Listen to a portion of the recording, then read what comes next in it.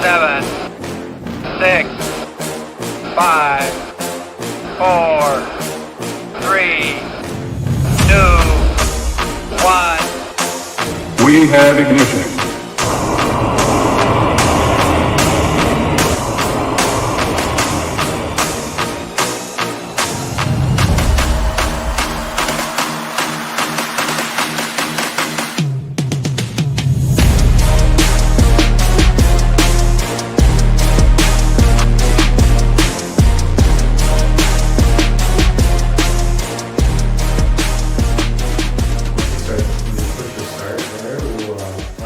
Rogans to start? Yeah, sure. We can open our Rogans to start. Where's he at? Right there. Do you know this guy? Joe Rogan. You know that him? guy right there? Yeah, he's cool. Alright, boys. Maybe that camera's better. Rogan right there. Alright, first pod. Let's pop our Rogans. Sorry, you're kidding. Cheers. Cheers. Let's go. Be fun. Restperiod.com. Rest period. Yeah, so Rest Period podcast. I think it really started when Matt here asked me about a podcast, and he had good intentions. I think it was about faith, fitness, finance, go down to the sports, obviously a little bit of political stuff maybe. We talk about a lot of things. But Matt and I had kind of started this conversation. He's a very intelligent guy. I was also training another person, Isaac Riddle, or they call him Hulk, whatever you want to call him. I think we naturally just kind of come together in a very easy way. Collaboration is easy. I think we think in a very similar way. We're different ages, we have different things going on, but I think that's why the podcast started, in my opinion. I don't know if you guys want to add to that. I feel like kind of last fall, I've been trying to train with you for like a year and a half. And yeah, with everything going on in the world the last year, I feel like every time we train, we just talk about whatever the topic of the day was, and it was like good conversations, like we saw, I don't know, just a lot of shared interests. Kind of felt like it would be cool to come together and see what we could make, see if we could, spread a message, kind of share whatever the topic of the day was, and build a community around that. Yeah, I think the idea for the podcast was kind of already in your guys' heads before I even heard about it. And as soon as I heard about it, I was like, I want to be a part of it. And it kind of just went from there. I just became a part of it. I helped make the Instagram. I helped get a lot of the stuff started. And yeah, I'm really excited. It's gonna be a fun ride. Yeah. Figure what do 3 guys in Wisconsin have to say about the world, right? Yeah. Well, first goal is to conquer Wisconsin, then we'll move from there. But like Isaac said, he didn't really know about it, but he's been training with me for a long time. He's a great guy, he's a natural fit to us. And when Matt asked me about it, Isaac had been training with me since he's been out of school. He's a really good fit. He's a great former athlete, Division I athlete, but also has a lot of faith-based principles in him, and very financially smart. So he's just got a lot of things that fit from a collaboration standpoint. All right, let me. Dangerous. I've been working out with Kyle a lot longer than just when I got done with college. I think I've been training with him since I think I started training with him when I was in middle school. So it's been a long time. So yeah, when Isaac started training with me, I still remember he was a skinny wrestler. He comes in and I'm like, dude, I have no idea. I didn't wrestle when I was in high school or anything, but it's funny seeing him grow and go to Purdue and wrestle, and obviously put up a bunch of awesome numbers in high school. And then his brother also trained with me. It's just it was special connection, obviously. Matt actually I met, I think mainly because, I trained his brother and his sister before him. So, it's kind of special, the fact that we could all come together. And I think our families in general and how they were raised and how we're just very similar, I think, in a lot of ways. But also, we're not all just sports, we're not all just fitness. I think that's what Matt was saying, is we bring a lot of shared values together. We like talking about them and tariffs and, a lot of these things that we talk about, it's things that matter to people. So I think it's really good, really cool. yeah, and I I heard about Kyle through one of my wrestling coaches at AWA, Esperitus. He wrestled at Northwestern. He was a D1 wrestler at Northwestern, but I heard about him through Kyle, through him, because he was a former football coach when Esperitus was in high school. So the Ips, I love that kid. He's Yeah. amazing. It's funny how the world is connected in such a small way, right? Like, Jason Ipsaritas, who I coached football at Cedarburg High School, unbelievable athletes. I meet Isaac Riddle years later. They're so similar. It's actually kind of crazy. Like, I trained him. Jason went to Northwestern. I still remember coaching him. He was awesome, but also like a brilliant person. But Isaac's like the same guy. Like, it's kind of funny, but and that's why coaching is so cool, is you get to see a lot of different people. And then, obviously you end up seeing lineages of people. So that's kind of how I got to know both of these guys, through other people, really. So it's pretty special, actually. But I think that might trigger, let's introduce ourselves and where we come from. Matt, you want to start? Sure. Well, to add to that, I remember, so my brother trained with you like all the time about 10 years ago when he was in high school. He was a basketball player, and he he slept and breathed, just getting fit, being healthy, performing at the top of his level. And he would always say to everyone in our family, he was like, "Oh, you guys, you got to go to Kyle. You got to go to Kyle." And it wasn't just you coach a guy that's trying to be a D1 basketball player, but then also my mom would go, my dad would go.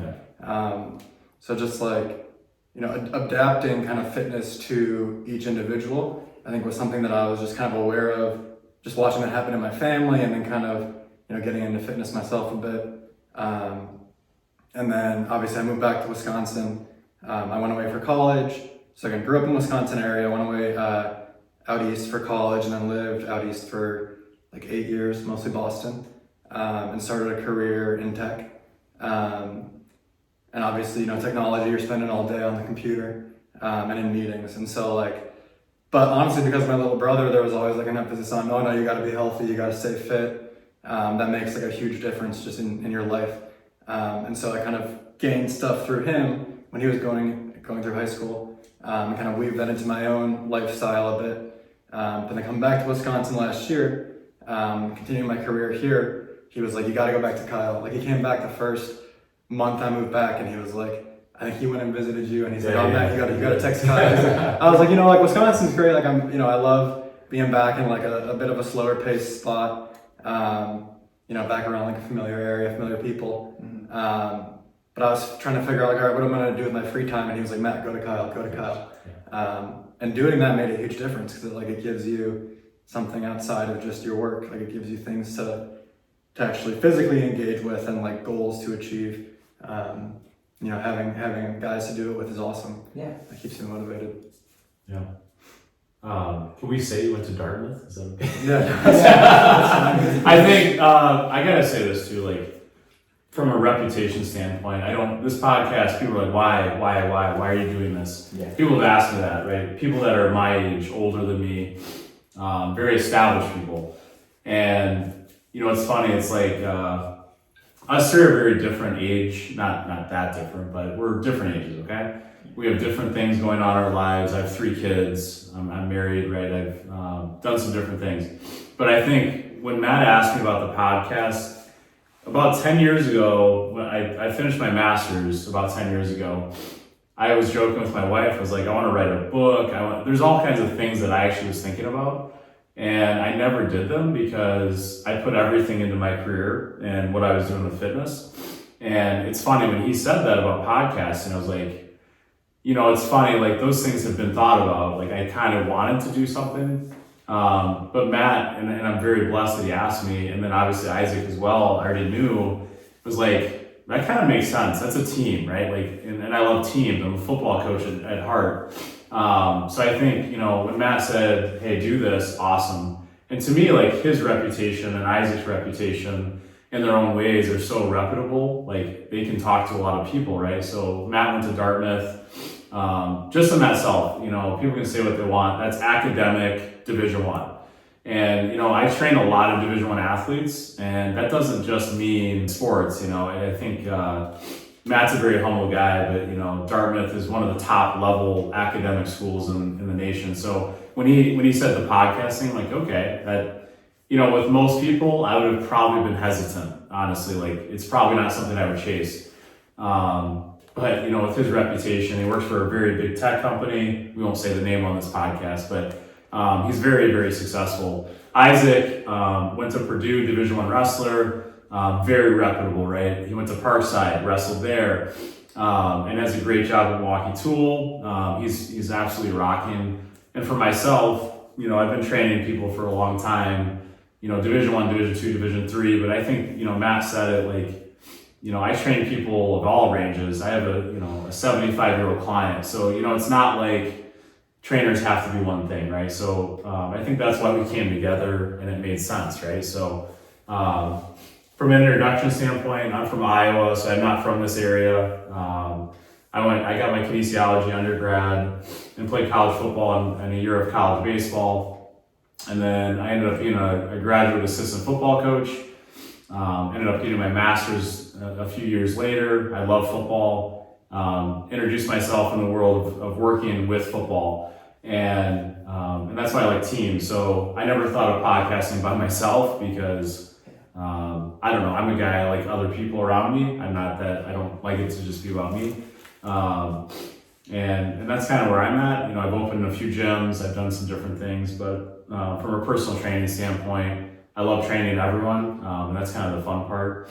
I'm also a Dave Ramsey financial coach, so I think that's pretty relevant as we talk about finance. But Isaac, you want to hit it? Yeah, my name's Isaac Riddle. I'm also not from here. I was born in Indiana, but I've lived here long enough that I basically am from here. I'm a wrestler. I've wrestled since I was 6 years old. Went to Purdue right out of high school for a year. It was kind of a struggle though, because my first year in college was the start of COVID. So my first year of college wrestling wasn't exactly what I had in mind. So I didn't really have a lot of competition, but it was mostly just like training and being in the wrestling room, which just that alone was pretty cool, even without the competition part of it. But I transferred out of Purdue after my freshman year, came back closer to home, went to Parkside, which is the only Division II program in the state. And I would say that, at least right now, they're one of the best programs in the state, probably better than our D1 school in Madison. I really enjoyed it at Parkside. I started out studying engineering. Wanted to be an engineer, wanted to go into that kind of realm, but I ended up switching my major to more like IT, tech, infrastructure kind of realm of things, and ended up getting a job at Milwaukee Tool, and it's basically just been up from there. So I coach. I really love wrestling. I wanted to stay involved in wrestling, so as soon as I got done with wrestling, I started coaching. Went back to my high school to coach at Germantown. Just finished up our first season and went pretty well. So that's kind of me. Love the stuff. Yeah. So I have a question for you, Kyle. So I feel like Podcast is now really starting. Okay. I'm trying to get those interviews going. The first question of the podcast. Yeah, we'll see how it goes. Yeah. But no, so like one thing I feel like is every time that we train, like by the time I leave, I feel like super motivated. That's like what I love about it, is it just kind of puts like gas back in the tank. It's not just the Joe Rogans, like it's just the whole thing, right? We do love Joe Rogan. We do love Joe. Yeah, Hey, he's not sponsoring us either. not yet. I'm unofficial sponsor of the Raspberry Podcast. But yeah, I think I guess my question is for you, I feel like you're just elite at getting people excited about training and about what they're doing. I always just feel motivated and super capable after we do these lifts. And I don't know, do you have a secret sauce to how you do that? Is it how or I don't know, what's the secret? No, that's a good question. I think, coming from the training world, right, so a lot of what I what I learned through the years of, I got coached by people. Obviously I got a kinesiology degree, not just saying I know what I know, right? Like I have a degree, I've gotten certifications. Something I never really learned is how to motivate or make people believe, right? Because you're asking, how do you get people to believe, right? And I think it's kind of interesting, like I had to learn that later in my career. I had to learn, bench press is cool, but any trainer in the world can teach a bench press, right? So how do we get people to feel like I can do anything on the bench press? I can motivate myself to reach new levels. I think the easy answer is I try to make you believe it, because if you don't believe you can do it, right, I'm kind of wasting my time. So, I believe that if I can provide hope for you, if I can provide a fun environment, but on top of that, if I can push you to believe in yourself, right? So, yeah, I guess that's the answer. Like, if I can create belief, and how do you do that? Well, you have to, it's a skill, right? Like, it's a very hard skill to learn, I guess. But it's something that I'm really good at, and I happen to be good at what I do, right? And I've really spent years and years of like honing in on that craft. But I was just listening to a Dave Ramsey podcast today, actually, just to prepare my mind for this, because I believe he's got the best podcast in the world. That's just my opinion. But it's funny, he was talking about, your question is really good, but he said, whether you believe or you don't believe, that person is making their choice. So, and I believe that's a Henry Ford quote, right? So he's basically saying, if I, as a trainer, and I tell Matt, hey, you can do it, or maybe I don't say anything and I just let you do whatever you do, and I don't really provide information, you're probably not going to believe you can do that 4 reps, right? You're going to say, well, I don't know, maybe I can do it, right? And if you're a person that is driven by someone like me who can push belief on you, I think that's what it is. I think it's an ability that I care. Like, I'm very authentic. I care about you, and I want you to succeed. But I think it is a pure belief thing. I think it's getting you to believe I can do X, right? And that's from old Henry Ford, man. That's an old quote, but a very true thing that happens. And I've got Division I athletes that come into me, man, I need to get to dunking, or, whatever their skill is. Like, it's funny, a lot of parents talk to me initially, and a lot of times I have to basically make them believe that I can make their kid do something, which is part of my job. So yeah, I guess to bring it back to the middle here, like what am I talking about? I got to be able to make you believe, but also it's like I have to believe it, right? So if your trainer doesn't believe it, I'm not so sure anyone will, right? So I think, no, it's not being transactional. It's being very, transformational leader or relational leader. And to me, it makes a big difference if I get to know someone, because then we can have conversations within the belief system, right? Like, I can make them believe, but also I give a shit about them, right? Like, it's not just, like I said, it's not just about bench pressing, right? Working out is not just about squatting. I think it's about so much more. Hopefully that answered that a little bit. I don't know. No, definitely. Yeah. Because I laughed because the first time we trained together, you did like the standard tests, like a CrossFit test. And like by the time this thing is done, I'm like in a puddle of sweat on the floor. My ears are ringing. I've like been holding in puke for like 10 minutes. And you're like, oh, we got a future NFL tight end in our hands. Like, let's go. Call me like Drago, and I'm like, I can't even stand right now. I'm like, what are you talking about? But like, no, it works. Like, just those little I don't know what you want to call them, but like those little motivating words. They're like the little things that you can grab onto, and like you're like given everything you got, you can't even think straight, but you're like, oh no, like I'm Drago, I'm the Hulk, I'm an NFL tight end, like I don't have to think about anything else. Just like no, just get after it. Like Kyle says, I can do it. Yeah.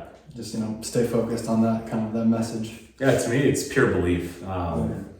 But the thing is, I believe in what I'm telling you to do too. So it's like it kind of works together. It's honestly, if a trainer or a coach of anything, he could be a coach of a wrestling team, and if he doesn't believe they're gonna win, or if he doesn't believe they've done the work in the wrestling room, it's like, it's kind of hard to win. They can still do pretty well, but I think coaching is more than just X's and O's. And believe me, I've been in rooms with great coaches. I've heard the best talks. A lot of them actually are talking about how to make people successful behind the scenes. They're not talking about X's and O's. They're not talking about a lot of what people in the fan base think, right? Like really good coaches, they know how to get to know their players. And for me, it's, it's clients, it's other things, but I think that's the key to success in any field, really. So hopefully that makes sense, Matt. But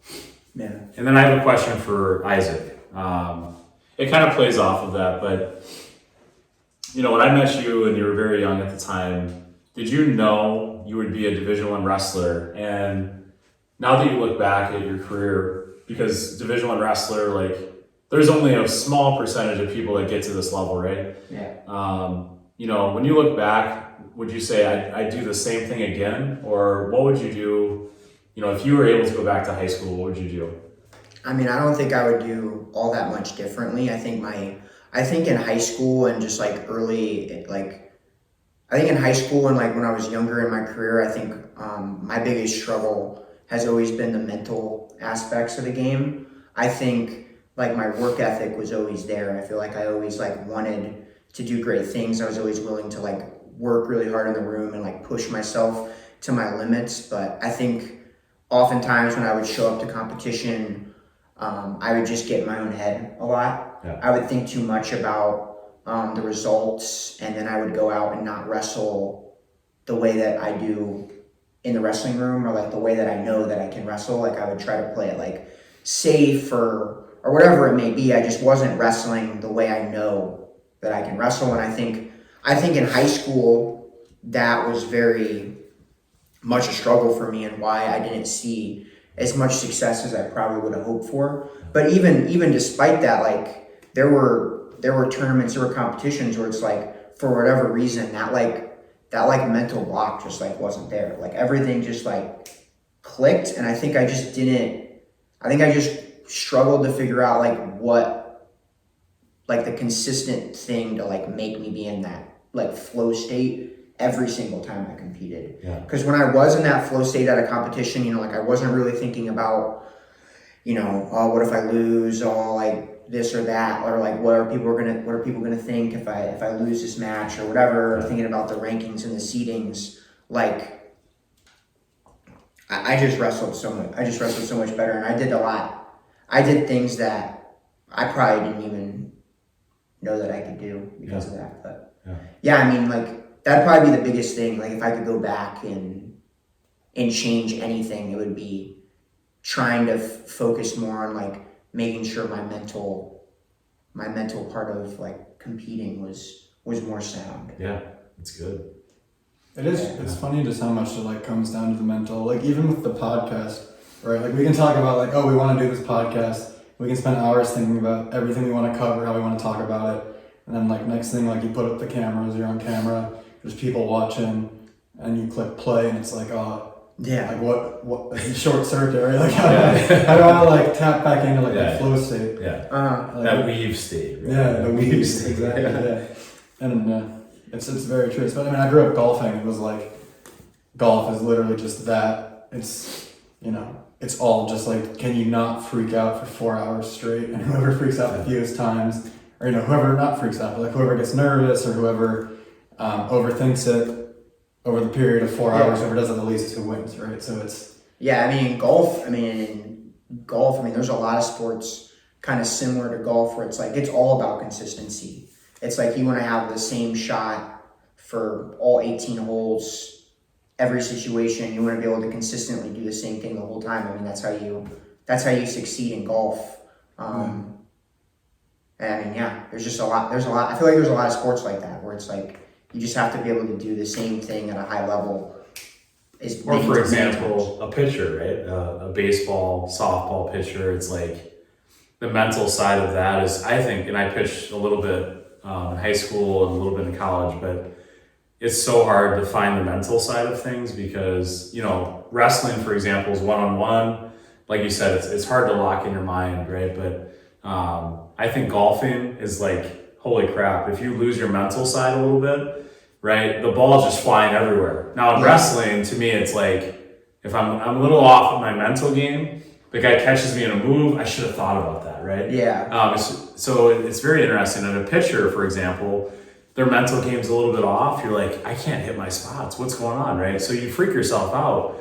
And that's just, it's anxiety. It's not allowing yourself to believe in yourself. Once again, come back to belief. If I believe I can do something, but it's like getting athletes to believe in themselves every single match, every single game is almost impossible. I mean, you could try to talk about this for hours and hours on end. But in my experience, I mean, I've coached athletes on a field, but also, training them, it's like, a lot of the greatest athletes, I think they can block out all distraction. They can say, my life, whatever's going on right now, it doesn't show up on my field. And that's hard because most people, it's hard to disconnect your emotions, right? So a good example is Damian Lillard or the Bucks. I'm not going to talk about the Bucks much. No Bucks. I said no Bucks, but no Bucks. This relates to what the emotional side. That guy was going through a lot. He got traded to Milwaukee. He was going through a divorce, unfortunately, and I think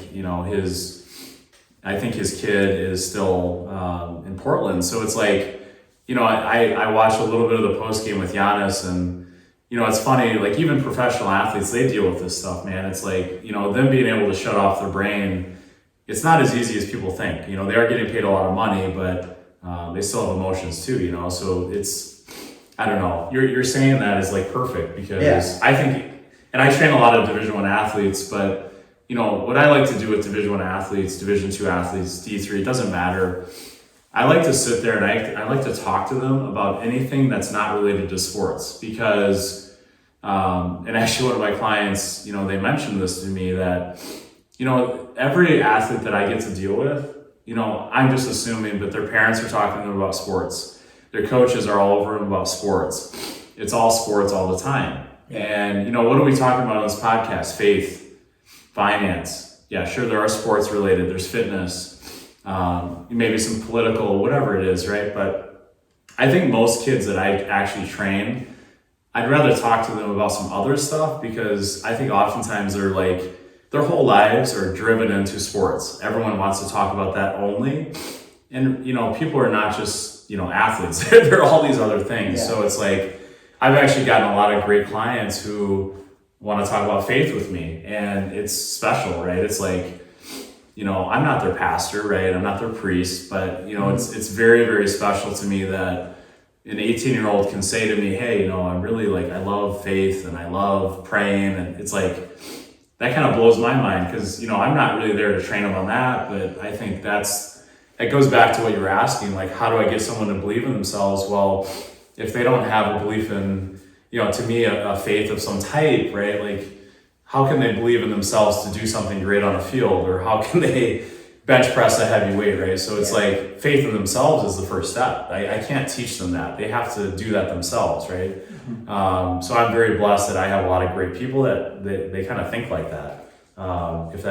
Going back to your question, I think it's all about belief in yourself and having people that believe in you, Mm-hmm. I think that makes a lot of sense, so.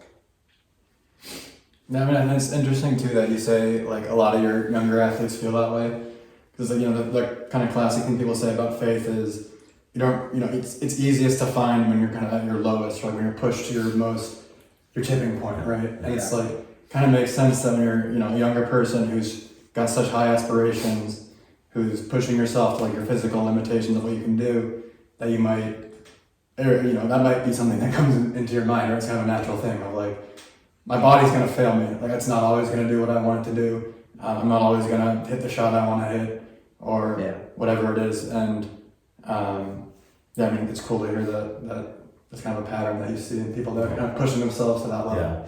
Huge pattern for me. I'm not saying every trainer has that or every coach, but I actually look for that. I actually look for, that relationship because, and this is just how it's worked for me in my career. It's just wow. A lot of these kids have such strong faith. And I look back at it, I'm like, man, when I was 18, 19, I wish I looked like that because that's pretty cool. And having a coach or a mentor to say to you, hey, you're not just an athlete, right? You're not just a wrestler. You're not just a softball player. You're not just going for great scores on your ACT. That's cool. That's awesome, right? But like, you're so much more, right? And I think people need to hear that, like, because, you know, I'm not saying parents all do this, but some parents get very, very focused on transactional things, right? They get very focused, and they tell me this, and it's fine. They get very focused on how fast is my kid? How high are they jumping? Where are they, you know, what scholarship can they, I'm like, that's great. I love that, right? But I think a lot of times we focus too much on that, and we don't maybe focus on developing them as people and getting their faith involved, right? So, and some parents are great at all of it. I'm very blessed because I have a lot of parents that are amazing at both, right? It's very, very hard to parent and be able to separate Division I athlete, and I'm going to make them, you know, teach them all this other stuff that's, to me, it's hard to do both, but I have great parents that, you know, I've gotten to deal with. So, but you know, some parents do struggle with that. Like, I'm signing my kid up $20,000 for this club sport. Are you going to church on Sunday? No. Are you focused on those things? Probably not, you know. Yeah. So they get very focused on these other things, and that's just how it is, you know. So yeah, and I think it's really hard to balance, like I feel like for me, like my sport took over my life. Yeah, there you like go. as soon as I started wrestling, it was like that was everything. Yeah. I wasn't anything else other than Yeah. a wrestler. It's like, yeah, I went to school, yeah, I got good grades or whatever, but that was just a means to, I had to do that in order to compete in my sport.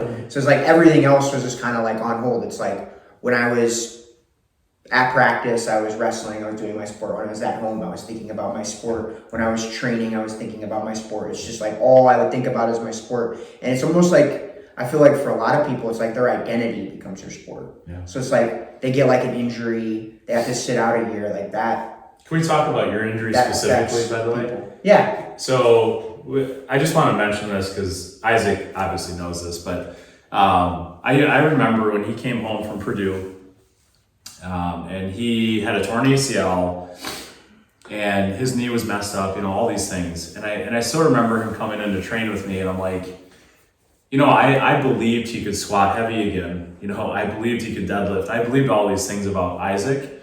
But it's funny, when he came in, it was like Purdue didn't take great care of him. And I don't know if you want to talk about that, but it's like today what I see with this guy, man, he's squatting 400 pounds. He's deadlifting over 400 pounds, all this stuff. But his freshman year in college had a torn ACL. So it's like this comeback story of like, and I know other people have done this, but I just think it's pretty cool that he worked so hard and came back so far from a torn ACL and all the knee stuff that he dealt with. So I don't know if you want to. Yeah, I mean, the story about that is kind of, I mean, I don't know if it's funny, but like the story about that was, I didn't even know I had a torn ACL until like the middle of my sophomore year of college. So I went to Purdue my freshman year. I kind of tweaked my knee early on in the season, like wrestling just like a teammate in like a wrestle off sort of match. I kind of tweaked my knee, and my knee was giving me problems. And I went to the trainer, and they said that there was like nothing wrong with my knee. They said that they thought there was nothing wrong with my knee. I didn't need to get an MRI.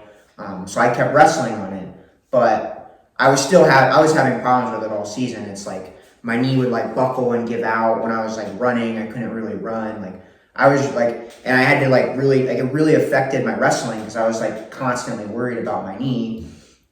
And then like it started to get a little better. And I think it's just because, you know, some scar tissue grew in there, and like I was still lifting, so like the muscles around it were getting stronger. Yeah. So like I stopped kind of thinking about it, and like going into like my sophomore year of college when I was at Parkside, I ended up tweaking it again, and this time I was like, all right, I'm gonna go to the doctor, I'm gonna get an MRI. Turns out I had a torn ACL, and I was wrestling without an ACL for like a year. Yeah. Without an ACL, so and I was just like, oh, you know, that kind of makes sense.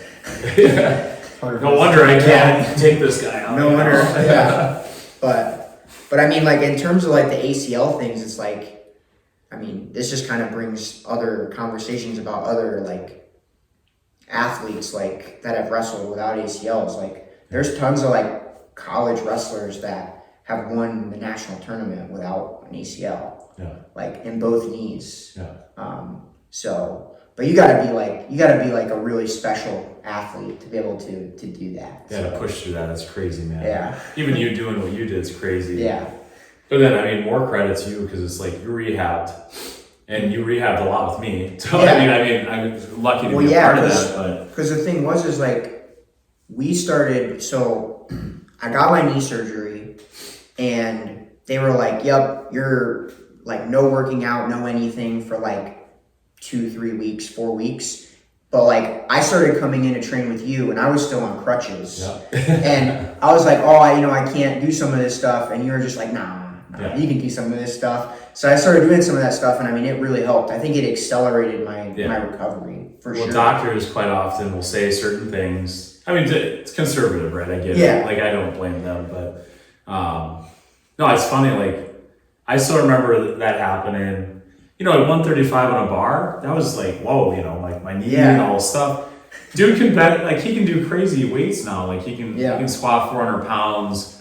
But people don't know that about you, Isaac. And I think they see you at a gym, for example, like, dang, that guy's really strong, right? Yeah. But they don't know what you went through. They don't know how much work you put into rehab. And that's what I love about training is like, I know that, right? Yeah. I think it's really cool. And I think it's you know, people should respect that, right? Because really you've put numbers up that are not world-class powerlifting numbers, but really freaking awesome elite numbers. Yeah. So it's like, that's all on a torn ACL that's been rehabbed, and you've had some other knee things happen.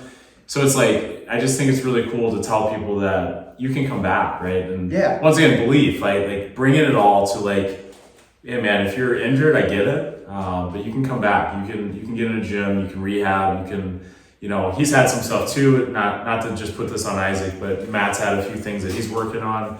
But it's like, you know, everyone goes through injuries as an athlete, right?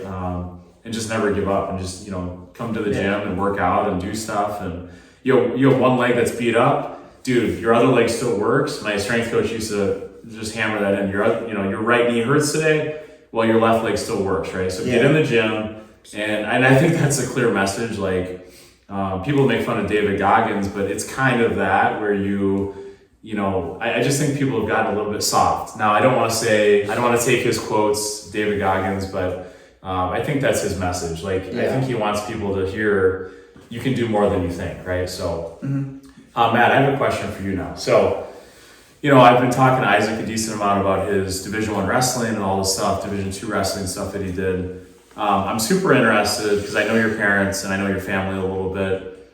What do you think led you, because once again, Dartmouth, to me, is one of the highest level academic schools in the nation. I very much respect what you accomplish, you know, and obviously your parents are part of that. You know, looking back, would you go to Dartmouth again if you're coming out of high school? That's my first question. And number two, how did you get to that level? Because that's, you know, that's very respectable. And I know you're just smart in general, but like how hard did you work and what did you do that's maybe different than some people around you that, you know, wish they maybe did that, right? So A lot of parts to that question. sorry. Yeah. Number one, would you go to Dartmouth? If you were back in high school today, would you go again? Yeah, I mean, so for context, like you kind of alluded to, I mean, my parents went to Dartmouth. Yeah. So it was pretty unique growing up in Wisconsin and having that, you know, kind of awareness. Yeah. Like my mom went to Harvard Law School. My dad went to Cornell for business school. And so it was kind of just like an implied thing in our family that like, you're going to work hard. And there wasn't ever an alternative. So it was like, it's not like I was growing up seeing parents that didn't work hard, right? Like I saw that every day you wake up and you just start doing stuff and like you solve your problems. Like when something's not right, you fix it. When something's bothering you, you figure it out. Like you don't just let it be. Yeah. And I think that was just kind of like ingrained in me and like my siblings as well. And you know, there's pros and cons to living that way, but like I think in the fullness of time, like it's a better way to live. But yeah, I mean, so going to Dartmouth, like I did love Dartmouth, have like some of my best friends in life from my time there. And yeah, we'll be friends forever. I think like anybody at that time in life, the people you meet the first time you leave home, They leave a mark on you just because, you know, you're kind of all out in the world figuring it out. And especially when you go to a school where, you know, people are coming from all over the world, like all different walks of life. You know, there's just so much variety and there's so much unknown when you like step on campus and you're like meeting some kid who's whatever, parents in the government in some European country. Like, Wisconsin last week. Well, his dad was a billionaire and now he's in jail. But it's awesome. Like, it's an exciting environment. There's a lot of challenges that come with that because of like just the diversity of experience. And you know, everyone it's a lot of very high functioning, very intense people with big goals. And so there's like a natural intensity to it, whether or not you're aware of that, right? Like when I walked in, I had no idea, like some of these kids were walking onto campus and they already knew what they were going to do with their lives, right? Like you have like Olympic athletes, you have, you know, people who know they're going to go into finance, their family worked in finance for generations. You have people who, you know, are the only person from their town, other side of the world to have left who are not there. And you just got like kids from the various public schools around the country, right? Like you're all just thrown into a room together. And it's awesome. Like it's really exciting. Yeah, I would definitely go again. Actually, my fiance and I have talked about this a little bit. She's like, would you send your kids to Dartmouth? And my response is like, if they wanted to go do that, like absolutely, there's nothing wrong with that in my opinion. Yeah. It's obviously expensive. It's obviously, I mean, there's good financial aid, but it's obviously expensive. And there's obviously a cost to kind of going about life that way. It's going to be intense. You're going to have to work hard. You're not going to graduate from a school like that without putting in your hours and without making sacrifices. But well, to me, can I stop you there? I've trained some really good Division I athletes.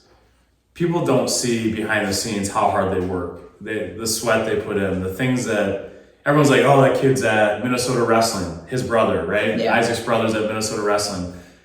They don't see what he does to get to that level. So Matt, that's what I'm saying is like, you put in all this extra effort and things that I really respect, right? And to me, it's like a Division I athlete.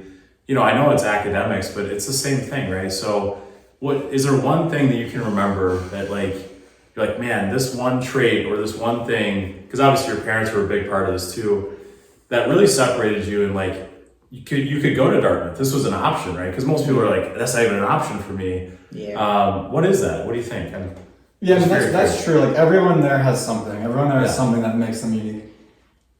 For me, I was just good at math, like honestly, and not even like that elite good at math. Like I'm not great at like textbook math, I guess, but I'm just like fast at solving problems, and I'm confident when I get to the answer. And I think like that's kind of what worked for me. Like that was all the way through high school. Like I would take tests in my math and science classes that I hadn't necessarily prepared for, but I always felt like once I got the right answer, I knew it was right, and like I knew how to check it against all the variables, and like this is just right.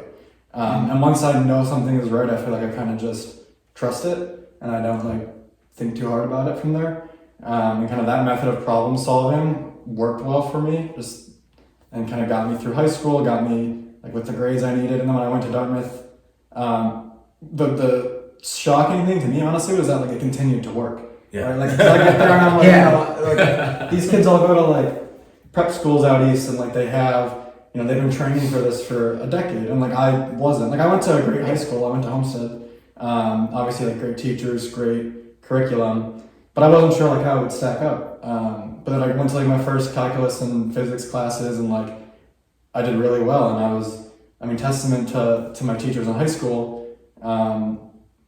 But like, yeah, we just keep doing the same thing and then just do it faster and do it more often. And correct me if I'm wrong. You were the first person to ever go to Dartmouth from Homestead High School. Or is that kind of like not really too sure? Okay, I'm not sure. I will say this. So my sister, just Wisconsin to Dartmouth. I was just, you know, you had a connection. Yeah, it was random. I mean, that's like me and my parents went there, right? So like, that's why I knew about it. But I do remember like going to the guidance counselor, and I was like, oh, I think I want to go to Dartmouth. And she's like, okay, let's like pull up this little like graph of your high school test scores and your GPA, and it's like they plot the data points of who got in, who didn't. And They basically said your grades aren't good enough to you should go somewhere else. And it was like for Dartmouth, there was one other data point. And I'm like, oh, that's my sister. Like she applied. Like no one else even applied. That's crazy. Yeah. So it's just honestly, it's just like people just aren't aware of it out here. Or at least they very few people were aware of that kind of world of education. Yeah. But like once you're, it's I don't know. I feel like once you're part of it, it's pretty like in the mainstream. Yeah. I mean, I can say like I felt unaware of it until I went to Dartmouth and like started actually taking academics more seriously. And then like once I kind of shifted my outlook on it, like I noticed a lot of other people that were also, like it's like it's self-selecting. Once you're there with all the people that were aware of Dartmouth, wanted to go to that kind of school, and you kind of look at the world through the lens of the Dartmouth campus, and you're like, oh, like it's everywhere. Like people, it's out there. So That's awesome, man. I think it's just like it's so cool that us three together, I think have done a lot of different things. I think us coming together and talking about all this stuff is cool. And the one other thing that we like to talk about a lot is sports. So I don't know, can we go into the NFL a little bit? Because this is where the weave starts. So we got some of the introduction out and some of the questions, but us three like to talk about sports. So Isaac's a Colts fan. Yeah, I'm the odd one out. They're. Wait a second. So I'm a Packers and a Bills fan. Okay. Okay, wait. So Matt, Packers only? I can't. I'm Packers and Patriots. Patriots, yeah. Patriots, I can't stand it. I'm so glad that they're bad now. Yeah, okay. So do the Patriots have a good draft? What do you think? Because he's a Patriots fan. We got to be clear here. Okay. To be honest, I don't really know much about the Patriots draft. I was paying all my attention was on the Colts. Well, you tell me about the Colts. What happened with the Colts, man? I think the Colts had a good draft. I think their first 2 or 3 picks were pretty good. I mean, there were a couple picks that I didn't like. Yeah. I really liked Tyler Warren. I thought he was a good pick. I really liked some of the D linemen they picked up. They picked up some O linemen too. I think that's where the need is. I think we need guys that Anthony Richardson can throw the ball to. Yeah. Reliable targets. AR-15. AR-15. Yeah. I think he needs reliable targets. And I think he needs an offensive line that can protect him if he stays in the pocket. Yeah. And then on defense, we just need guys that can stop the run. Yeah. I feel like we had a good secondary last year. I think we were pretty decent on that front. Yeah. I think teams were just running the ball against us. Yeah. I think those are kind of the 2 missing components that will take us from a mediocre team that finishes 8-9 or 9-8 and barely misses the playoffs to maybe making a run in the playoffs. Yeah. So I'm with you, man. Can I just say one thing about the Patriots? So I've been reading all the grading systems. They got one of the best grades from this draft. Really? I don't know. So he's a Patriots fan. I don't know if he if he cares that much, but they got a Becca Abuka. Talking Patriots will expose me. That's okay. So they got a Mecca Abuka, right? The receiver from Ohio State, a complete steal. Okay, very very talented kid. And I'm looking at the Patriots saying, they have Mike Vrabel, who's a great coach. Yep. They get a steal of a receiver in the first round. They have Drake May, who's I think a pretty good quarterback. I'm a Bills fan, okay? For years I suffered under Tom Brady and Bill Belichick. So is the Packers above the Patriots or is it like even? I can't remember what you told me. It's been a long history now. The Packers these days I like more than the Patriots. Okay. I like the Patriots more growing up because I felt like I was like, I'm not like everyone else likes the Packers, so I was like, I like the Patriots. Yeah. Because my parents. It was so easy to be a Patriots fan. Yeah. Well, my dad's from Boston. But yeah. TB12. Tough life. Anyways. I was suffering as a Bills fan for years, so thanks a lot, Noah. Being a Bills fan, being a Bills fan in the last decade and a half, it's got to be miserable. It's miserable. You were stuck behind Tom Brady and the Patriots for most of this decade, and then towards the end of the decade, you've lost to Patrick Mahomes in the playoffs. So I got to say, 3 times. That brings you to the point. You need a great quarterback. Yeah. The NFL quarterback driven. I don't know. My personal opinion, the Packers don't have a great quarterback. He's really, really good though. Okay, he's maybe a top 15 guy. Colts, AR-15, he's got a ton of potential, right? Yeah. I mean, he's going to be really good. I just don't know how good. The Bills, who I have suffered under for many, many years, just to be clear, this will date me. 1991, I'm watching the Super Bowl game, and I was very young at the time. That's the first Bills loss in their Super Bowl history. Then they continued to lose so they lost 4 in a row.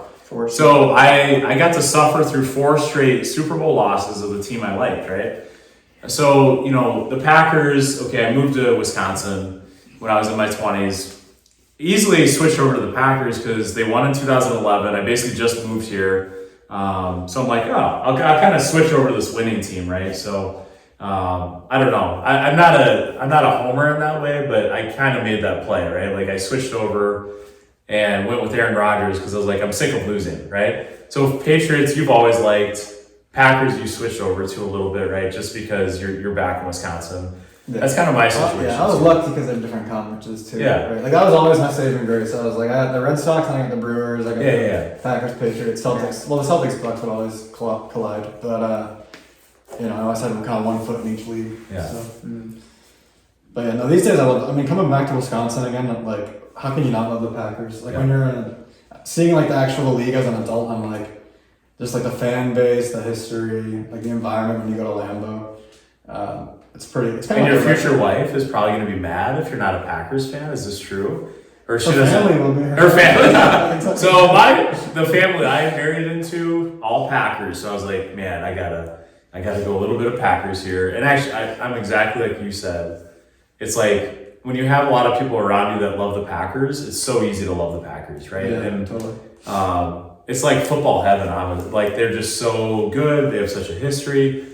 I will say the Colts, I like the Colts a decent amount too because they have Peyton Manning, Marvin Harrison, Edgerrin James. A lot of those guys, I actually really like that team. Yeah. Because at that time, TB12 was annoying, so no offense, Matt, but and the Bills were not very good, so I actually did like the Colts a lot. So there was a time where... Yeah, I mean, there was a time when the Colts and the Patriots was actually like a rivalry match. Oh, yeah. Like so fun. Peyton Manning versus Tom Brady was actually something people wanted to tune in and watch. Yeah. I mean, and then obviously Peyton Manning, he messed up his neck, and then there was some mismanagement with him for sure in Indy, and he ended up going to the Broncos and going to 2 Super Bowls and winning one. Dude was a monster, man, later in his career, Yeah. Kind of crazy, actually, but that team, that Colts team was amazing because I was actually a football coach at that time. So a lot of what I saw in that team, I'm like, man, because their defense was so fast off the edges. Remember, like Dwight Freeney,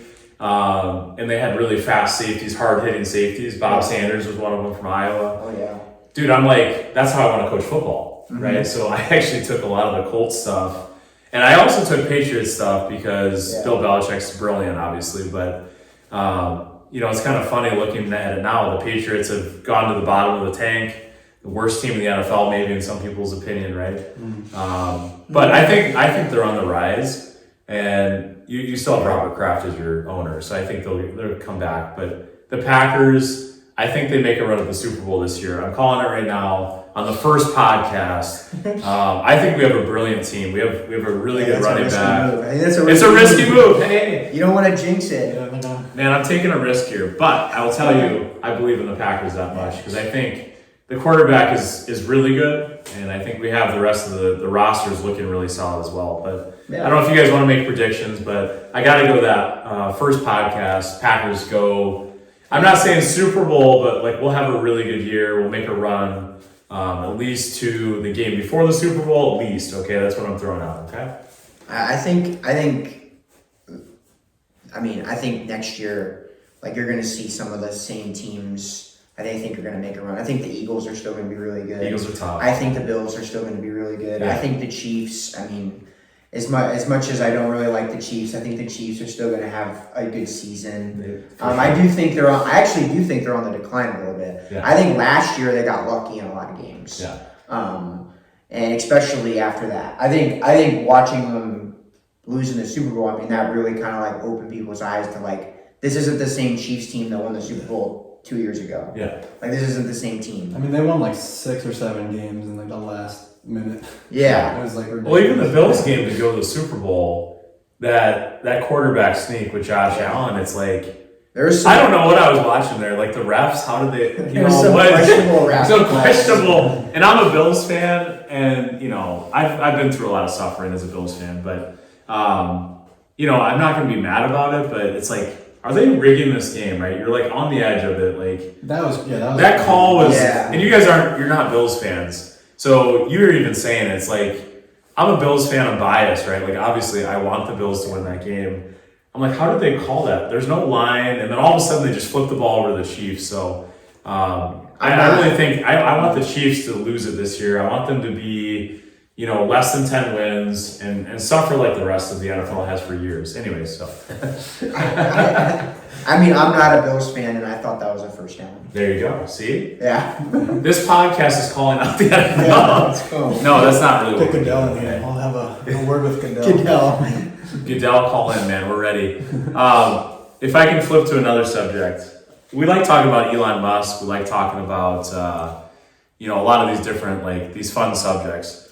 Personally, big fan of DOGE and Elon Musk and, what's been going on with that stuff. But if you guys want to add to that, I just wanted to bring that subject up because I know we talk about it here and there. But I think DOGE has been pretty cool. I think Elon has done a lot of amazing things trying to help our country, but do you have anything to add to that or anything you want to say? That's a loaded one too, Kyle. Yeah, no, I know. Just DOGE, just talking about DOGE. Just Elon and DOGE, okay. I think that the guiding principle of DOGE makes sense to be we need someone outside of the government to come in and audit what we're spending money on. Yeah. Some of the stuff he was talking about is pretty crazy, not tracking payments through the government. Yeah. You could argue all day about how he's implemented it and his relationship with Trump and the constitutionality of that or whatever you want to call it. But yeah, in general, high level, I think it's a good thing to hold politicians accountable for what's happening with money. Yeah. So yeah. And I think there's no doubt that there's a lot of stuff that I think it's less about it's actually less about the fact that we're spending a ton of money and more about the fact that he's bringing us transparency on what we're spending our money on. Because I feel a lot of the time it's we give all this money to the government through taxes and we have no idea what they're spending it on. We would assume that they're spending it on infrastructure and the military and stuff like that. But I think Elon Musk is doing really good stuff and just showing everybody that no, sometimes this money is just going to stuff that isn't actually benefiting anybody. Yeah. And we need to trim the fat. We need to cut off the spending that isn't helpful. Yeah. I think. So I think that's really cool. If I can draw it in, and this was just my opinion once again, but I think Elon and DOGE, it's kind of funny. It's I saw Elon had a thing from Dave Ramsey on his X. If you look on Elon's X, it's a Dave Ramsey thing about how we're finally cutting costs, right? We're finally trying to get a budget. I'm the reason I like DOGE and I like Elon, but also just there's a ton of people on his team, but it's holding people accountable to have a budget. To me, it's I'm a financial coach. I was trained to, in technicalities, help people and sit down with them and help them figure out, how to live a better life financially, right? I kind of wonder why we have no budget. It feels like we're in, trillions and trillions of dollars of debt. If I look at my personal experience with my family, just what we do, I can't do that. I can't take out $1 million of debt. Now I could, but obviously there'd be huge risk to me. So why can our government do that? And I think that's what you're saying, Isaac. It's where is all the money going, right? Where's the transparency? It's why do I have 3 little kids. Why do I have to budget and focus and do all this stuff when the government just runs crazy on our stuff? Yeah. And that's my problem with it is there's no accountability. Mm-hmm. And people can be mad about DOGE, but if I don't hold my family accountable and have a budget and know where our finances are, I go bankrupt or really bad things happen. So that's where I think there's more to the story, right? And people can be happy or mad about DOGE and all the stuff. But I don't know how you can debate, like, we need to fix our trillion, $36 trillion of deficit. I think it's a problem, If I had $1 million in debt in my personal life, I think I'd be a little bit worried, right? So it's figuring those things out, and just like, us as Americans, we want to have a better country, right? So, and I think that's what Elon's kind of trying to do, just in my opinion, but Well, I think there's a couple of things. Like, definitely think transparency is a good thing. I think the challenge these days, especially on a platform like X, is that the source of truth gets so distributed on the platform that it's hard to actually, like, okay, so Elon comes in, he's breaking down the budget, getting rid of excess spending, right? But then when you're on Twitter and it's like there's a feed of constant information, a lot of it coming from his account, like, how do you know what's vetted, what's true? How do you know, like, what the actual report is? It's like, how does he get audited, right? Like, he's coming in doing to the government. How do you make sure that he's got the check in place on what he's doing to make sure that it's still like honest and helpful? But I think, like, we're so early in the process. It's definitely like a good thing and an energizing thing that somebody's in there doing it. And, like, hats off to him for getting in there, and he didn't have to do it, right? Like, he's a trillion, whatever, 100 billionaire. He could just go, build his own island and start a new country, but no, like, he clearly has a passion for America, clearly has like a passion for the truth and trying to convey it in the way that he feels is honest. And I definitely respect that. One thing I found really interesting, like, moving back to Wisconsin, when you're driving south into Milwaukee, one of the biggest billboards you see is the national debt, right? Like, it says, whatever, we're 36 trillion in debt as you're pulling into the city. Yep. And that's just like, to me, that's just cool, and it's like a regional thing almost. Like, there's definitely like a Midwestern mentality there to, like, nope, like, we're this much in debt, we're just putting it on the biggest billboard heading into the city, and, like, that's what it is, right? Like, let's just be transparent about it. It's a big issue. It's cool that they did add to the, if you go to the USDebtClock.org, they did add how much money DOGE has already saved.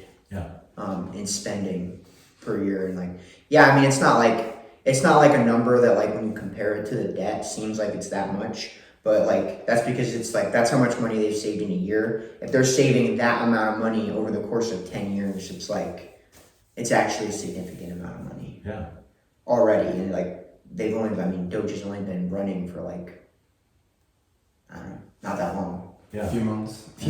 Well, today was the 100-day address. I gotta watch that. Trump gave 100 days in office address. We all have to watch that. We'll report on that next time. I have not watched it either. I haven't watched the 100-day address. But no, it brings, like, not everyone has to be debt free in their own personal life, but part of my financial coaching stuff, and I've talked to Matt and Isaac about their stuff a little bit, but it's interesting to me. It's like, if we just nilly-willy throw money around, like, and we're in debt up to our eyeballs, that's most of our country. So, I've been recently looking at credit card debts, and, where is the country sitting right now? It's kind of ridiculous that, I guess more people are talking about that, right? Like, I think a lot of consumers are struggling, but they don't have a plan. So it's like, they don't really know what they're doing. We're talking about DOGE, which is our government, but then our consumers, us three and our families and people around us, it's like, do they really know how to budget? Do they really know how to, live in a way where they're not getting into debt and really bad places? So I think that our show is going to cover some of those things too, where,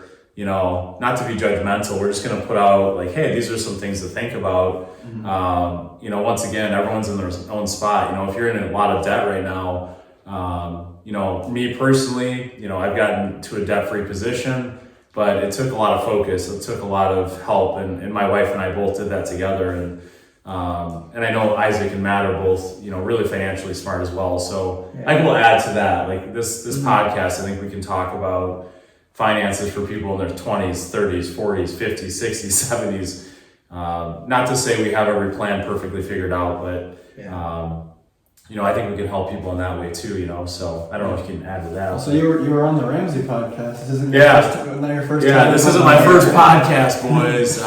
So Katie and I, my wife and I, called into Dave Ramsey on Valentine's Day, when we were debt free, and it was really cool. It was such a cool experience, and we very much believe in the debt free stuff, and so we got to a debt free position. We talked to Dave Ramsey, and I have so much passion for that, I guess, because I think, unfortunately, a lot of people in America are struggling. They are using credit cards to cover their bases, and my wife and I have figured out a way where, obviously through Dave Ramsey, how to live a life that's financially peaceful, right? So I feel peace. It goes back to why I feel good at my job every day. I feel peace, right? I feel like I can go to my job. I don't, I'm not into debt up to my eyeballs, and I know a lot of my friends are, right? So it's like, can they go to their jobs without anxiety every day? I don't know. Like, what if they lose their job? They're in trouble.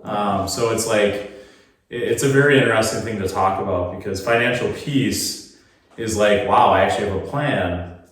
And, to me, it's handling God's money too, right? So it's not my money technically. I'm a tither. I give money to the, for me, it's a church, but, it's just in general, it's doing more than just like investing. And a lot of people just talk about stock market stuff. Financial peace to me is so much more, right? It's, the ability to learn what money's for, right? So you guys can add to that however you want, Yeah, I mean, I think this country has a positive view of debt. I don't think they have a negative view of debt. I think we are more willing to get in debt than probably, and it's probably not even just this country. It's probably just like a modern view on debt. It's like it's reflected more positively. I think that's partly to do with like advertising from like these banks and like stuff like that. They're they like want you to have this like positive view on debt because they make so much money. Yeah. Just off of debt. Like they want you to be in debt. Yeah. Because like, I'm just starting to kind of get into a lot of this stuff because like, this is my first year with a credit card. This is my first year with a mortgage. This is my first year paying for a lot of this stuff. And it's like I didn't know like when you got a credit card, like if you don't make the payment, like the interest rate is like 50% or something. Crazy. Like it's ridiculous.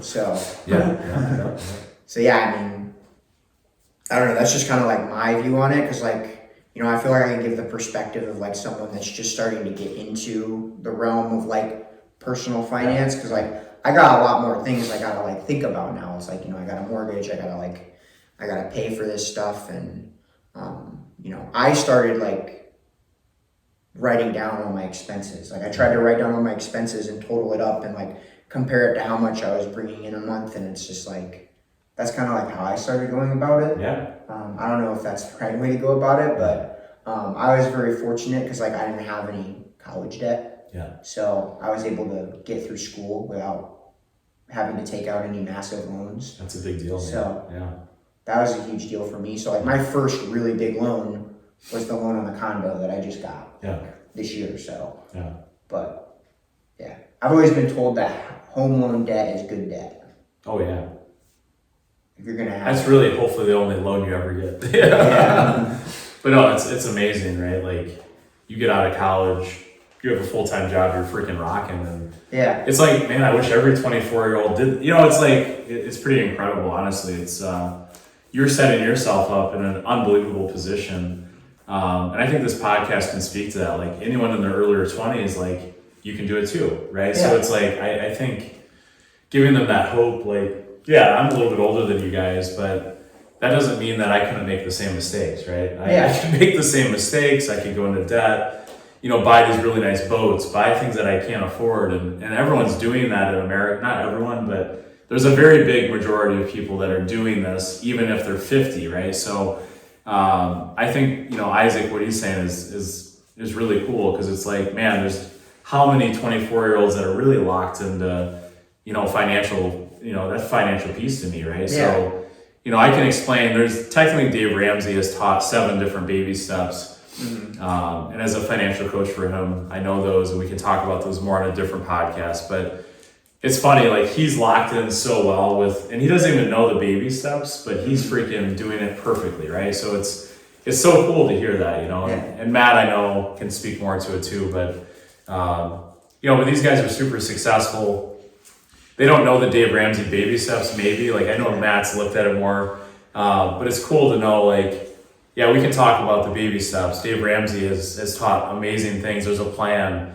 But we can also just, you know, we talk a lot at the gym. We talk a lot about different things. I think we've learned a lot from each other and just like on the financial side and not to say you can't be in debt, but, you know, for me, it's like teaching people there's a way out of debt too, right? So, you know, I think, Matt, if you want to add to that, yeah. Yeah, so I've been just sitting over here thinking, so I just recently, I'm getting married in the fall, and so as part of leading up to that, I was recently confirmed in my fiance's church. And one of the messages that like really resonated with me was there was a deacon who came in to talk to us, the people that were getting confirmed.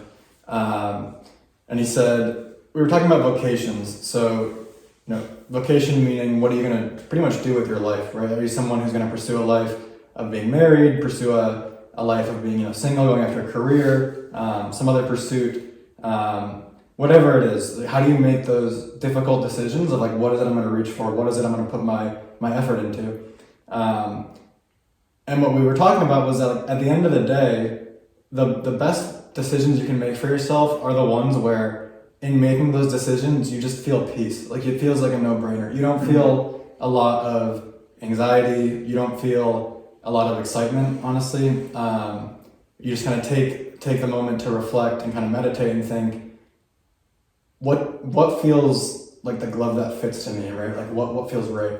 Yeah. And I think you can like apply that even to your daily life in small ways, and like where you're gonna buy, you know, whatever. What are you gonna buy at the grocery store? What are you gonna, you know, you're gonna work extra hours tonight. Like every single one of those little financial decisions you make, I think it's important to take a second and kind of checkpoint with yourself of like, do I feel peace in this decision? Like if I stay working late tonight, is that gonna stress me more out because whatever, I'm not gonna have dinner with my wife, or I'm not gonna go watch that game. Versus, you know, if I don't buy this thing that I've been saving up for and been really excited about, because that can make me feel like I'm not doing justice to all the work I put into actually being able to afford this. Like what is it that's going to make me feel like I'm doing justice to myself and the work I've put in, like I'm pushing myself and like really achieving what I want to achieve, and doing that in a healthy way. So it's definitely, it's important to have a budget, like it's important to do all that kind of stuff, but I think it's also just like really healthy to figure out ways to kind of ask yourself like, you know, do I feel at peace with my budget and with my income and with my, you know, expenses? Yeah. That's a good way to phrase it, you know, because you come from like, okay, the Dave Ramsey world is like beans and rice, and, you know, honestly, it's very, very intense, right? It's gazelle intensity is what they call it. But, you know, if someone's into, let's say, $100,000 of debt, Dave's really classically known to say, you know, rice and beans kind of diet, we got to lock you in, you got to get an extra job. But I think no discipline seems pleasant at the time, right? Like, and that's what he's saying. And Matt, I think I lockstep with what you're saying. It's like, you don't want to also sacrifice your marriage for that though, right? So it's like, how do you balance those things? You know, if I'm into huge debts and I need to pay it off soon because I might go bankrupt, well, you got to make those decisions, right? And that, it's hard, right? So I think in the world, it's not easy for me to say, hey, I'm not going out to the bars tonight. I'm not going, you know, when you're in your 20s, especially, like, I'm making all these decisions that are so different than maybe the culture tells you to do, right? Because really the material world, the culture we live in, it's like, yeah, pay for that extra thing, go to the bar, do things that you can't afford, right? So I agree with what you said. It's like making those decisions and then having your own feel about it, right? So don't do what someone else tells you to do either, right? So if you love golfing, dude, freaking golf, right? Like, I think that matters. Yeah, because you can get almost too intense. I remember when I was, you know, with my wife, we were both very focused on this stuff, and I almost felt like maybe I'm too focused on it. Does that make sense? So like I was very like gazelle intense, and obviously I wanted to get out of the debt. But there's a point like where it's like, oh, wait a second, like am I almost like putting too much effort and emotion into what this is, right? So, and let's have enjoyment in life, and let's make sure we're not too focused on money. And as we know, there's good lessons in the Bible about this. There's good lessons you could, any economics business class, but it's like, don't love money too much, because then you get way too focused on it, right? So I had to learn that lesson. I've actually gone through that feeling myself of, when I was in my 20s, didn't have kids yet, I was thinking in my head, like, how do I get to a position with my wife where we have financial peace and we have kids and all these things? Because most people, it's really hard to reach that stage, I would say. So I felt those things. I felt almost anxiety, but also like I focused way too much on money. And then I kind of let that go and I put it in God's hands. And honestly, when I started really focusing on tithing and, really like being grateful for what I had in my life, I think those anxieties went away more, right? Like I was more and more grateful for what I had. And I think that's part of what financial peace is. An interesting thing to say, right? Like, what does that mean? For me personally, it's like, man, I have to tithe. I have to feel some of those things, right? Because money isn't just about me and what I want to buy.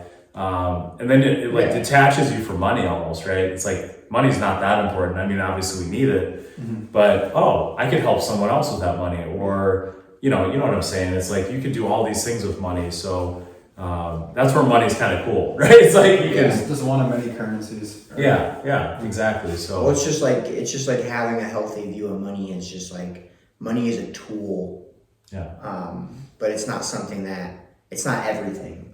Like, because obviously, like, coming from like the more faith aspects of it, it's just like the pursuit of money is the root of all evil.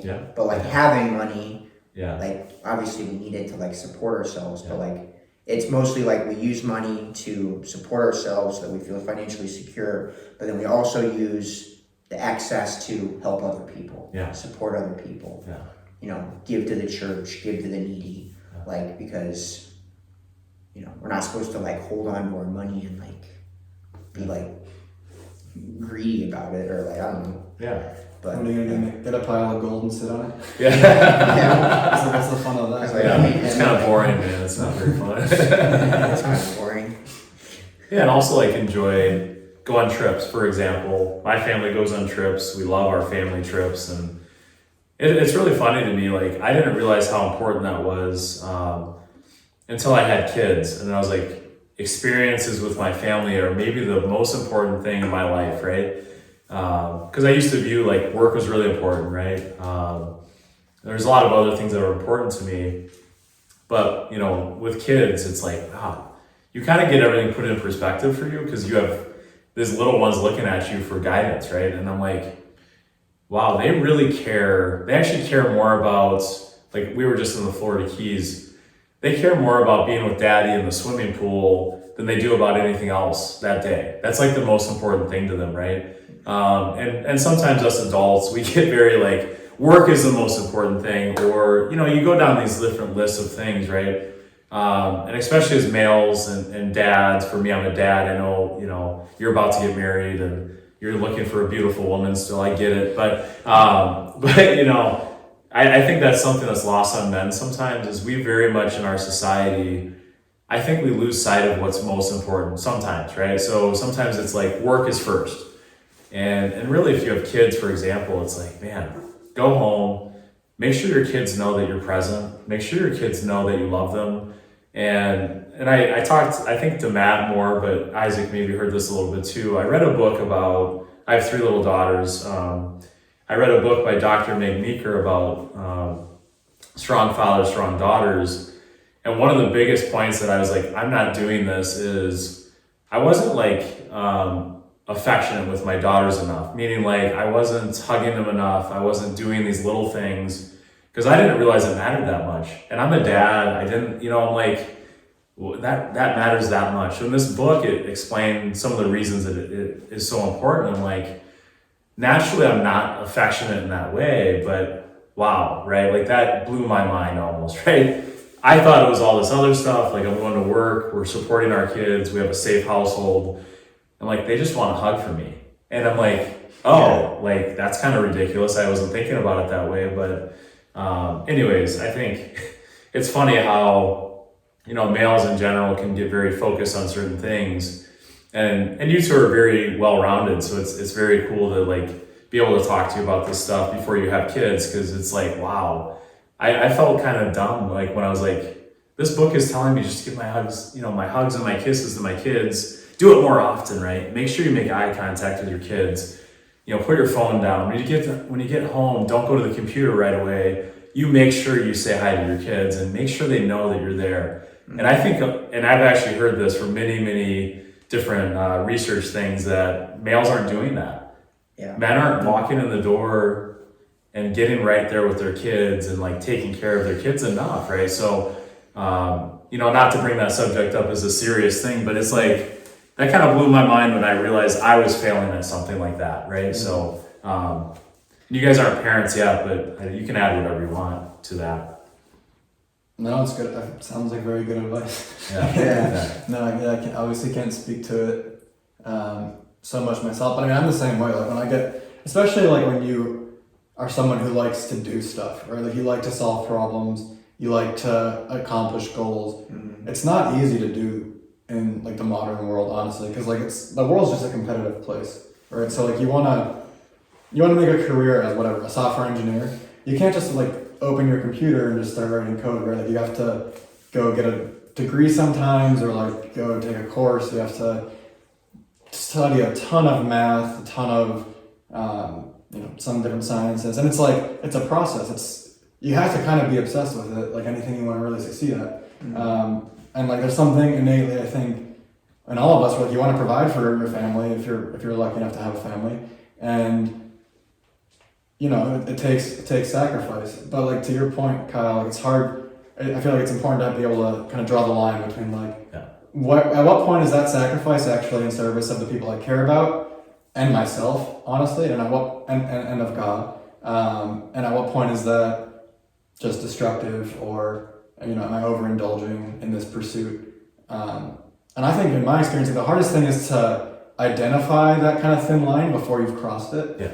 Like a lot of the time, it's like when I actually realize I've gone too hard at something, I'm already miserable. Yeah. Right. So like, how do you kind of adjust? And like the next time I start doing that same pattern, how do I identify it earlier? And like in the best case, how do I actually like fold things into my life and into my routine that preempt that and like allow me to check in and like allow me to be like, am I happy? Am I is this the right pursuit for me?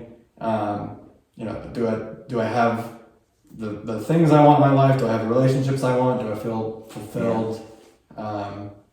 Just making sure that you have ways of reminding yourself that those are actually pretty important questions to your experience as a person, right? Yeah. I don't know. I think I'm pretty easily obsessed with things. Like I'm a pretty obsessive person. I feel like once I like start something, I'm just like 100% on that one thing. But I think that can be hard when it's like, you're trying to do a lot of things all at once. Like it's impossible to give 100% effort to everything all the time. Yeah. And I feel like I've started to realize that now, and I think the reason why I kind of had that mentality is like kind of going back to what we were talking about before. I think like earlier in my life, like I only had one thing and it was wrestling. Yeah. So it's easy to just put 100% of my effort into that. But now it's like I have wrestling, I have my job, I have coaching, I have, fitness, I have like all this stuff, and it's like I have the podcast now. Like I want to put like all my effort into everything all the time, and it's just like finding that balance of like, how you're going to, like when you're going to put your effort in something and when maybe you're not going to put your effort in something, so you can still focus on like the things that actually matter in your life, which we kind of talked about it the other day. I mean, there's very few things in your life that actually like matter. Yeah. So. Yeah. Keep it centered on faith, and us three agree on that, I think. And it's cool. We don't disagree about a lot of stuff, but I'm sure we disagree about some stuff. But it's like the podcast will teach us even about ourselves. Like it's kind of fun to have these talks and debates, and like, I've talked to you guys a lot, but it's kind of cool to not be exercising and talking at the same time, because we can dig in deeper, right? And I think that's the point of the podcast. Like, we've had a lot of great talks.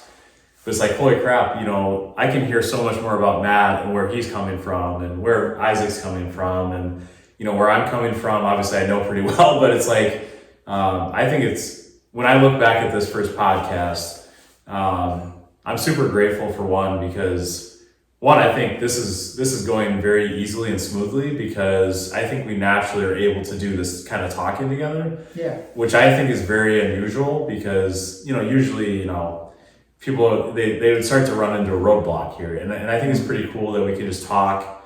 We can have an open weave around and figure out what we're talking about. But I'm just very grateful that we're able to do this. And obviously my wife is allowing me to do this because my kids are at home right now. Yeah. So, you know, we're probably gonna have to wrap up here in a minute, but I just love what we're talking about, guys. And I think we can make a difference starting in Wisconsin, but like, you know, from there, taking it wherever it goes. But yeah, and I think obviously the first episode here was kind of like all over the place. Yeah. But you know, it's the first episode. You know, you got to start somewhere. You got to start by just like getting in front of a camera, getting in front of a mic, and just talking, so you're comfortable with talking. And I feel like future episodes, like, we'll probably dive into more, like, if we really want to do a deep dive in just one topic, we might just have an episode where we just talk about one topic, instead of just like jumping around to all these other little topics. But I think I think this was a good start, for sure. Yeah, 100%. I feel like we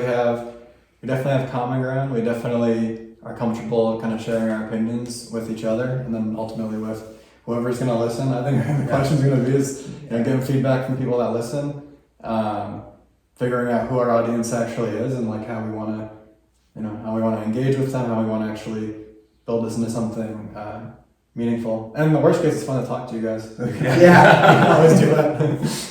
And we call this place, what is this called, Matt? This is the dungeon. It's Rest Period HQ. It's Rest Period HQ. You're gonna see Rest Period HQ evolve into what? It's gonna evolve only a little bit, but it's gonna evolve slightly. It's a work in progress right now. And our catchphrases for our audience, Rest Period, Too Easy. What else do we got, guys? What else? I mean, close this out. What do we got? That's too easy. That's too easy. Yeah, I mean, like the essence of Rest Period is just like, it really goes back to like that mental stuff we were talking about before, where it's just like, if you just tell yourself that whatever you're doing is too easy, if you just tell yourself it's a rest period, like if you just keep saying it over and over again, even if it's hard, eventually you're going to believe it. It's kind of just like faking it till you make it. If you just keep saying like, oh, this is too easy, oh, this is a rest period, before you know it, it's like, it is too easy. Yeah. Like, I love it, Isaac. and we've been saying that, we've been training, but dude, it's like, it's a real thing. I think, dude, the mental flow, and dude, when he's in his 150th wall ball, do you think it's too easy? Probably not, but the point is, he's saying it because, dude, that's the mentality we want people to take, and us three take that mentality, but I think we're trying to teach other people that it's okay to do hard things. It's okay to go a little bit beyond what you thought you could do, because you can do it, you know what I'm saying? And I think Matt, he's doing an Ironman, so I'm like, dude, that is crazy, but that's too easy. That's too easy right there. That's a rest period. And our training starts on Monday. Let's go. Yeah, let's go. Cool. All right. Sweet. Episode 1, signing off. Dude, what do you think? I want to keep going, you know? Yeah. I mean, before we do it, we talked for How long was that? an hour and 40 minutes. We could definitely do 3 I'm very hours. interested in like how it looks, sounds, and what people think. Yeah.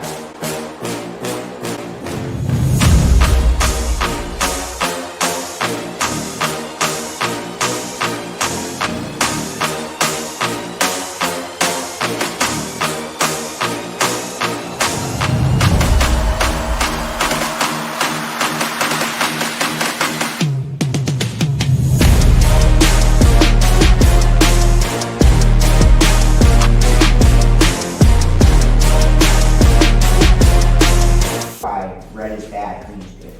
That's what makes sense to me. Yeah, yellow, Yellow, you're done, but you're cautioned. yellow is like, caution. You're in the caution position. Blue is like it's not good, it's not Actually, bad. blue on any headphones, microphones, that's a sign of life. Did you know that? Because I got headphones for my kids, and blue light is okay. We're good to go. Yeah. As soon as they have red, they're dead. Yeah. Red is Red is dead. Red is dead. Red is historically Red is dead. unless it's Milwaukee red. Unless it's Milwaukee Milwaukee red. red, we're fine. We're fine with that. Milwaukee red, we're happy.